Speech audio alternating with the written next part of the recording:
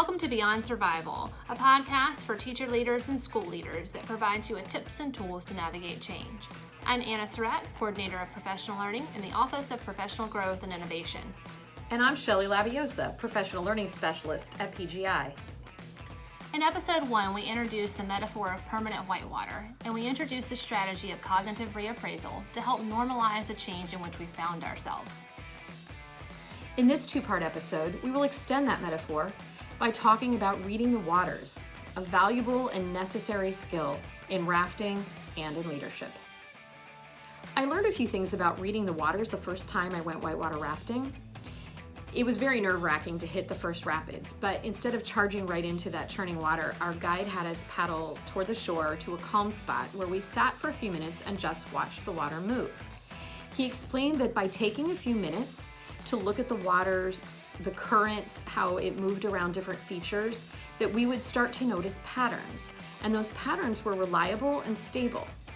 And those patterns would also give us information that would help us know how to move safely around an obstacle and what strategies we might need to use. We got through that first set of rapids and celebrated like crazy. And of course, there were more to come. And each time we got ready to hit a rapids, we paused for a few moments so we could watch the waters.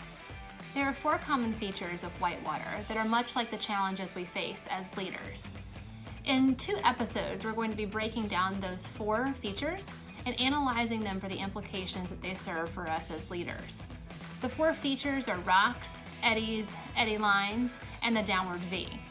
Each of these features requires that we take a different perspective and also respond with different strategies. The first feature that we'll unpack together in this first part of a 2-part series will be rocks, because they're perhaps the most obvious of the 4 features. Now, when we talk about rocks, we're really talking about 2 different types of rocks. The first would be those ones that lie above the surface, so you can actually see yourself approaching them, and they create a very active sense of danger, because you know if you're to hit the rock, you're most likely to capsize and fall in the frigid water. Those that lie underneath the surface, though, create that looming sense of danger because you're not sure where they are and what they could do to you. Now, the strategy for approaching both rocks is going to be the same, yet the tactics are slightly different. So the strategy that we want to focus in on is knowing our vision. Where is it that we want to head? Where are we going? That keeps our focus off of the rock. Now, the tactics then are going to be a bit different. We want to watch how the water flows around those rocks that we see above the water. And while it may seem intuitive to lean away from the rock, we actually want to exercise the physics of the boat and the rock and lean into the rock to keep us from capsizing and let the current take us around.